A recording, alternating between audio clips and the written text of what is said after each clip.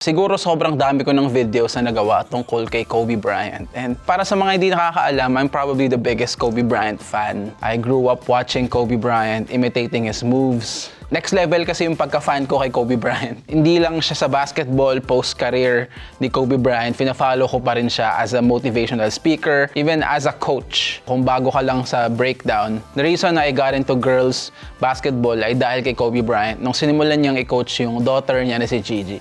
So ngayon, pag-uusapan ulit natin kung gaano nga ba kagaling si Kobe Bryant. Pag narinig mo yung pangalang Kobe Bryant, ano bang pumapasok sa isip mo? Mamba mentality, 5 rings, or yung fade away niya na sobrang perfect tignan, para bang poetry in motion. Pero yun nga, gaano nga ba kagaling ang isang Kobe Bryant? Hindi lang bilang isang basketball player, kundi bilang isang simbolo ng disiplina, determination, at hard work. Kobe Bryant is drafted 13th overall pick in the 1996 NBA draft, straight out of high school, from Lower Merion High School. Ito yung mga bagay na alam na ng lahat at masa-search mo sa internet, alam ko. Kabilang siya dun sa sinasabi nila na greatest draft class of all time. Kasama niya dyan sila Allen Iverson, Steve Nash, Jermaine O'Neal, Ray Allen, and marami pang iba.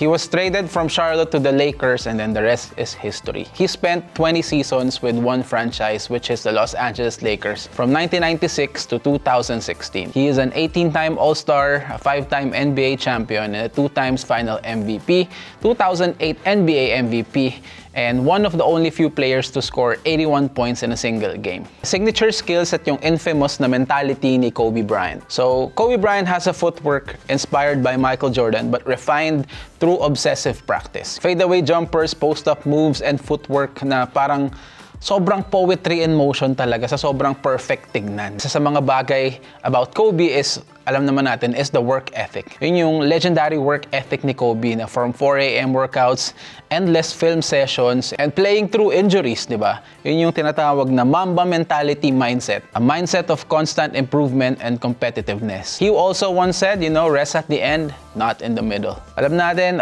killer instinct also is killer instinct in clutch moments. He had 62 points in 3 quarters versus Dallas. Remember those days.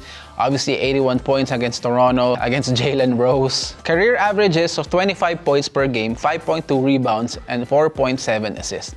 He is a 2-time Olympic gold medalist. Year 2008 and 2012, he has a 33,643 NBA career points. He's 4th all-time in that list. He's a 12th-time All-Defensive Team member, and he also scored 60 points at age 37 on his final NBA game. And post-basketball career niya, he is also an Oscar winner, which is something unique for an NBA player or for a basketball player. He won Oscar for Dear Basketball, only showing artistry beyond the game. Kobe inspired an entire generation of players kagaya nila Jason Tatum, andyan si DeMar DeRozan, Devin Booker, and marami pang iba. Alam natin na maraming uma-idol kay Kobe and maraming player who worked out with Kobe during the off-season, lalo na nung nag-retire na siya. And sadly nga lang, he passed away so early and he could have helped a lot of these players and marami pa sana siyang players na natulungan. I personally would have watched that happen as he mentors these young players today. Talaga nakakalungkot lang na maaga tayong iniwan ng isang Kobe Bryant. Kobe is a global icon, and from where I'm from, the Philippines, Kobe is deeply respected there. Ang daming Kobe courts everywhere in the Philippines. Yung popularity ng isang Kobe Bryant is hindi na natin kailangan pag-usapan and explain. His death in 2020 symbolized the loss of an era, but his mentality lives on. Mamba mentality became a philosophy beyond basketball. Beyond all his stats, his basketball accolades, sobrang dami ko nakikita ngayon na nagdi-disrespect sa pangalan ng isang Kobe Bryant. Diba? He wasn't the perfect player. He had his struggles. He also had injuries in his career. He had ups and downs throughout his career. Marami ring questionable sa playstyle niya early on, but one thing na hindi mo matatanggi about Kobe Bryant, despite his not perfect career, but obviously a great one, is yun nga, yung Mamba mentality na ini-instill niya lagi sa maraming tao. Siya yung parang perfect example ng hard work pays off. Bakit ko nasabi yan? May napanood lang akong video of Gilbert Arenas explaining what makes Kobe Bryant great in people's eyes. That it's not the rings, it's not, the championships and all that. Kung titingnan mo nga naman yung mga greatest players in the world, Michael Jordan, with the big hands, 48-inch vertical, and super athletic. A guy like, Shaquille O'Neal, 7'1", almost 300 pounds, something like that. Athletic for his size, he's mobile, obviously super strong, diba? Shaq is obviously a freak of nature, diba?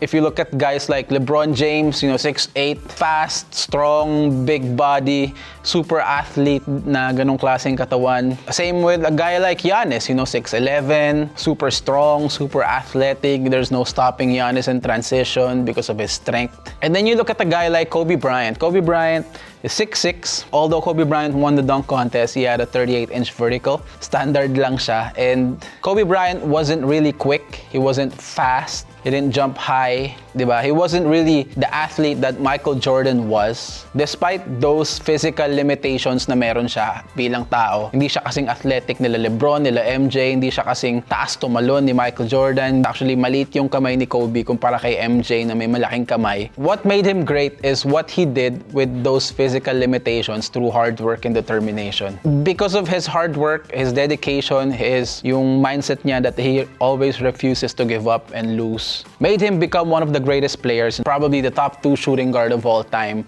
despite those limitations. He was basically pushing that standard body over its limits, diba? To be able to be better than guys who are more faster, quicker, more athletic, and jumped higher than him. That's really what Kobe Bryant is to me as well. Kasi sobrang idol ko talaga si Kobe. He is someone that I followed closely, and talagang sobrang nalungkot ako nung namatay siya. I just wanna keep making these videos about Kobe kasi I want people or even younger generation to continue to remember Kobe Bryant, because what he did and his impact to a lot of people is something that we've never seen before, and that's something big. Yung impact niya talaga sa basketball, even sa akin personally and sa maraming kabataan, is something na iba talaga. And that's what Kobe Bryant is. That's what he brought to the table. And I wish he was here. I wish I can still watch him coach his daughter, diba? And yun nga, hindi lang skills, kundi puso, disiplina. At kung meron mang tinatawag na sukatan ng greatness, si Kobe Bryant para sa akin ang blueprint ng hard work at determination. And yeah, I guess that's it for this episode, guys. And kita-kits tayo next week.